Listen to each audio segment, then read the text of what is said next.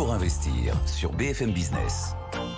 Et les questions, on y répond dans Tout pour investir sur BFM Business. Dans quoi j'investis? Alors, Gustave Sanden de Colbert qui est resté avec nous. Bonjour. Rebonjour Gustave. Et Pierre-Martin Domaine Partners qui est avec nous, qui nous a rejoint. Alors, petite anecdote comme ça. J'ai un ami qui est allé chez son banquier. C'était il y a 1 an et demi, 2 ans. Pour chercher un produit d'épargne pour ses enfants, etc. Il a dit, bon, je vais prendre une assurance vie, parce que comme ça, voilà, je prends date. Et comme ça, le plus rapidement possible, après les 8 ans d'échéance, ça va devenir liquide, sans impôt, etc. Et il s'est dit, qu'est-ce que je mets dessus? Et là, à peine il s'était posé la question que le banquier a fait, pourquoi vous ne prendriez pas un produit structuré? Et depuis, c'est devenu une sorte de hype chez les banquiers, le produit structuré. Alors, on va essayer un petit peu de comprendre ce que c'est, d'essayer de faire un petit peu de didactique. Donc, en gros, l'objectif, c'est protéger le capital, viser des rendements. Est-ce que c'est pour autant un placement vraiment à suivre dans les conditions de marché actuelles, ou est-ce que ça peut virer à l'usine à gaz? Parce que c'est pas rien, le produit structuré. Alors, en fait, souvent, le produit structuré est vu comme un produit compliqué ou complexe, en tout cas. C'est ça. Mais en fait, c'est assez simple. C'est tout simplement un produit qui est émis par une banque d'investissement. Donc, c'est une banque qui peut être une banque française, et européenne ou américaine. Et ce produit est tout simplement composé de 2 éléments essentiels. Une partie obligataire qui va donner le capital garanti à l'échéance, donc le fameux produit à capital garanti, et une partie optionnelle qui va offrir au client la performance du produit. Donc, cette performance, elle peut être aussi bien une participation à la hausse d'un indice, comme produit dit de rendement, qui va délivrer des coupons chaque année, en fait. D'accord. Et en termes de sous-jacent, puisque le produit est toujours lié à un sous-jacent, on peut avoir toutes les classes d'actifs. C'est-à-dire qu'on peut être aussi bien sur des actions, des paniers d'actions, des indices, des trackers. Des trackers. On peut être également sur des taux d'intérêt, du crédit, voire aujourd'hui sur des commodities, sur des matières premières. Donc le produit, en fait, contrairement à ce qu'on peut penser, c'est un produit assez simple, puisque la formule est écrite dès le départ. Donc si votre ami avait acheté un produit il y a 2 ans, il aurait eu à ce moment-là ce qu'on appelle le document d'information, dans lequel tout est décrit, en fait. Donc, vous savez exactement ce qui va se passer. Donc, contrairement à ce qu'on peut penser, le produit n'est pas un produit compliqué. Il faut juste l'expliquer au client. Et après, la formule est claire. Mais alors, si on se base sur la définition théorique, il y a du rendement garanti, mais en même temps, il y a de la performance. Que le monde, le peuple, c'est le produit de rêve, Gustave. En fait, ça dépend de vos objectifs. Moi, j'ai une phrase que j'ai entendue récemment d'un banquier assez expérimenté. Il disait, les produits structurés, c'est un heureux malentendu entre un vendeur qui ne sait pas ce qu'il vend et un acheteur qui ne sait pas ce qu'il achète. J'ai trouvé la phrase assez marrante. Il se trouve qu'il y a des vendeurs qui savent très bien ce qu'ils vendent. C'est le cas, par exemple, de Pierre. J'espère que c'est le cas aussi de mes vendeurs chez Colbert. Et des acheteurs qui arrivent, du coup, à comprendre, ça va ensemble, ce qu'ils achètent. Je pense que ce qu'il faut se poser comme question, comme dans n'importe quel produit d'investissement, c'est pourquoi je fais cet investissement. Et il se trouve que, typiquement pour un mineur, les notions de protection du capital à court terme, à moins que vous ayez hérité de centaines de milliers, voire de millions d'euros, ça s'applique pas vraiment. Et pour le coup, une stratégie simple de DCA paraît beaucoup plus adaptée. En revanche, je pense que le choix de l'assurance vie était bon. DCA, on rappelle, c'est des versements réguliers. C'est-à-dire juste vous versez de manière régulière. Ouais. La plupart des mineurs, finalement, des placements qui sont faits pour les mineurs sont un petit peu conçus comme ça. C'est-à-dire vous mettez une petite somme au départ et vous versez régulièrement. Dans ces cas-là, je pense qu'une exposition action simple au travers, par exemple, d'un indice suffit largement et vous coûtera beaucoup moins cher. Le structuré, il a d'autres objectifs et c'est là qu'il peut être très intéressant, très pertinent. Il peut à la fois servir effectivement à spéculer, mais avec parfois une spéculation plus, mesurée, c'est-à-dire avec des protections du capital, avec des performances aussi plus prédictives et aussi sur des horizons plus courts. Quand vous allez en action, vous êtes sur un horizon 10 ans par construction, c'est la recommandation. Le structuré, il a souvent une durée de vie de 2-3 ans, donc on est sur quelque chose de plus court.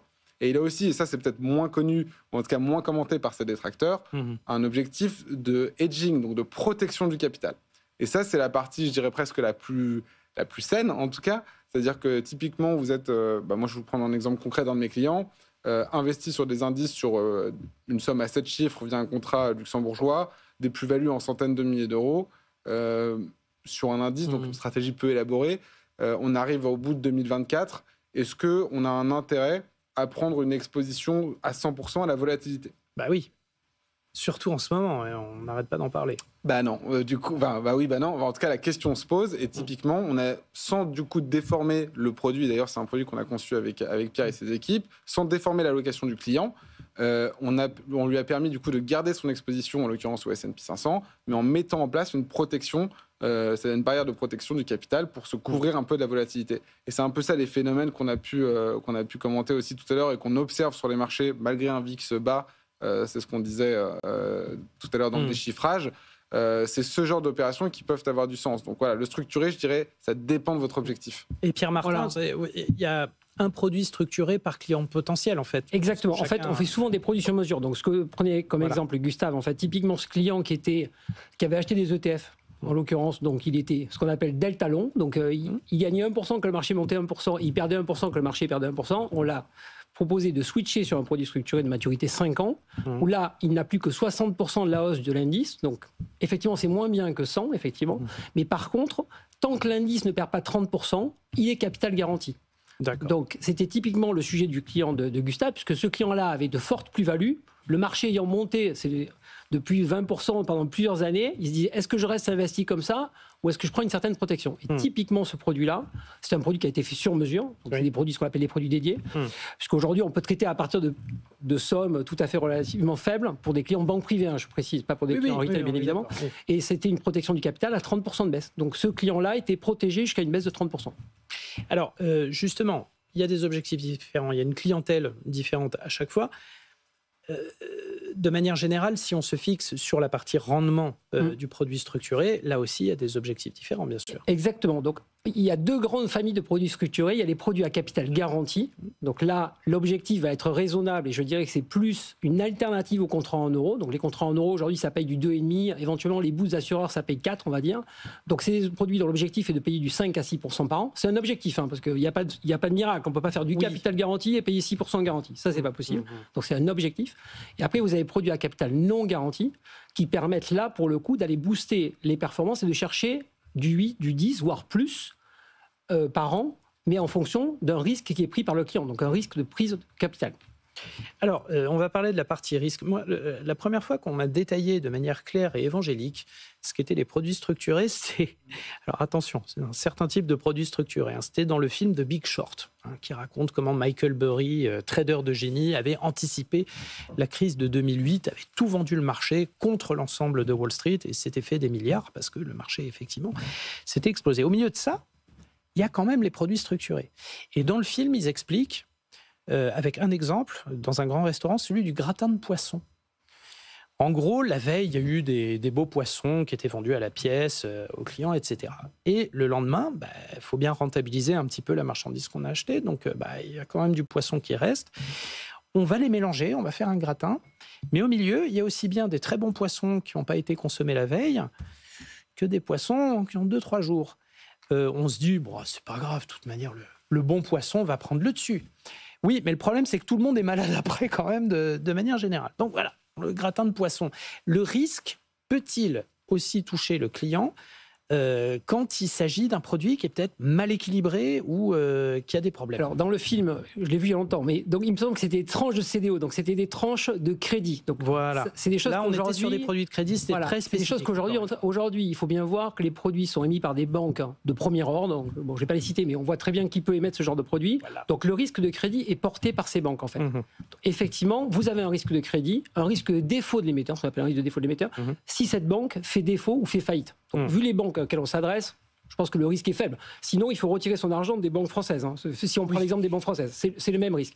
Après, il y a une partie performance qui, elle, est une option. Et là, pour le coup, c'est écrit noir sur blanc. C'est-à-dire que, par exemple, si on prend l'indice des banques européennes que je crois que vous aimez bien, le SX7E, on a des produits qui protègent le capital jusqu'à 50% de baisse.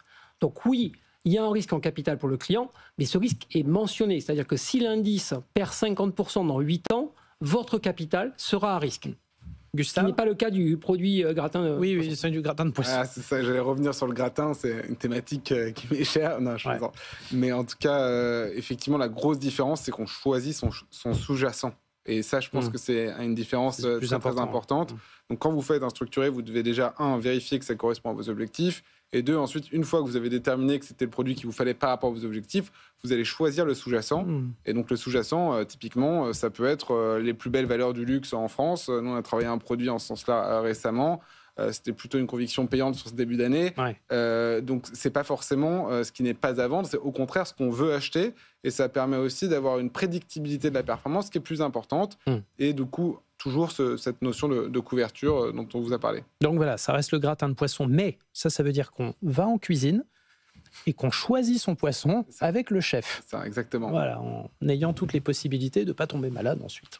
Voilà, et il y a une notion qui est importante également, je pense, c'est la notion de rendement risque, en fait. Totalement. Donc, le produit qu'on travaille avec... Comme tout investissement effectivement. financier. C'est-à-dire que le produit dont je parlais sur le SX7E, par exemple, si vous mettez une barrière de protection à 50% de baisse... Ce qui est déjà... ça vaut 175, donc il faut quand même que l'indice aille à 80 et quelques.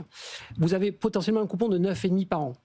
Donc c'est déjà beaucoup. Oui. 9,5. Mais si vous mettez une protection à 30% de baisse, donc vous prenez mathématiquement plus de risques, puisque vous avez une protection à 30%. Dans ce cas, vous avez un coupon de 11%.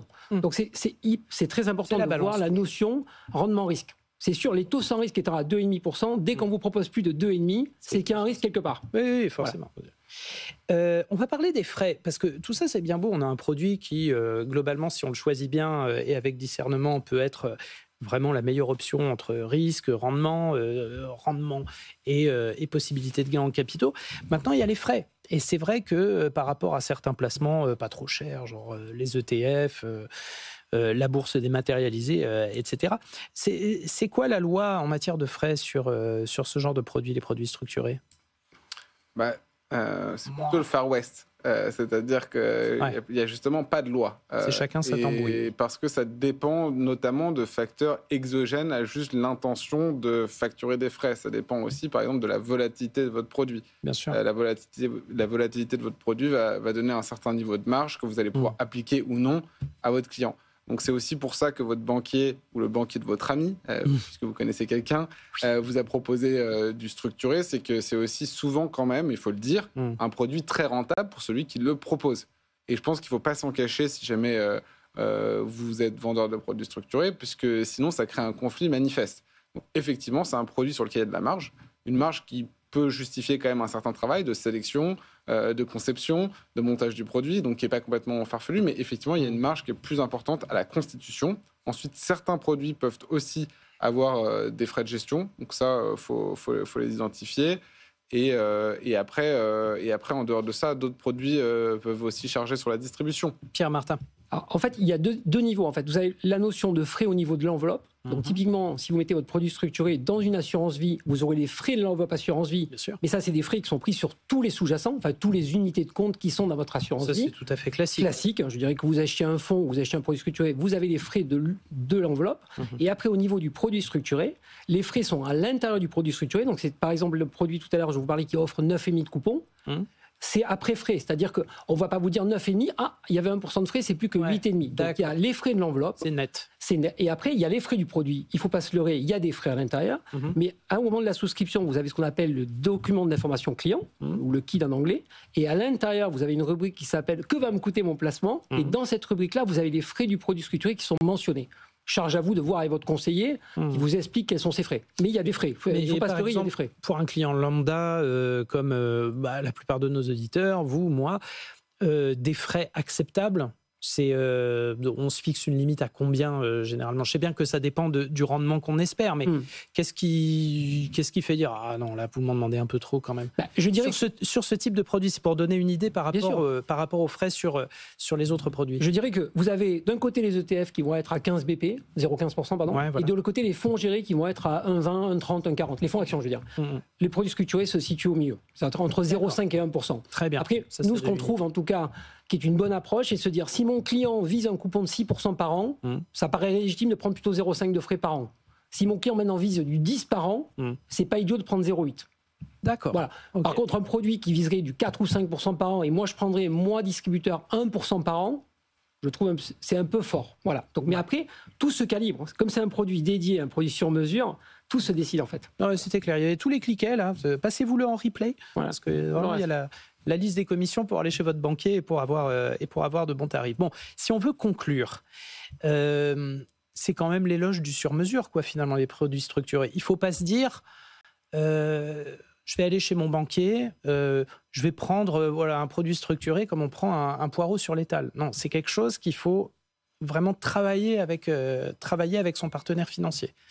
Souvent, c'est effectivement des produits sur mesure. Maintenant, Pierre le disait, c'est quand même souvent 250 000 euros minimum pour constituer un produit structuré. Donc, si effectivement votre banquier a d'autres clients qui ont le même besoin, ça peut être mutualisé, mais c'est une certaine somme. Il arrive quand même que beaucoup de gens consomment des produits structurés qui sont dits des produits de campagne, donc comme des poireaux sur l'étal.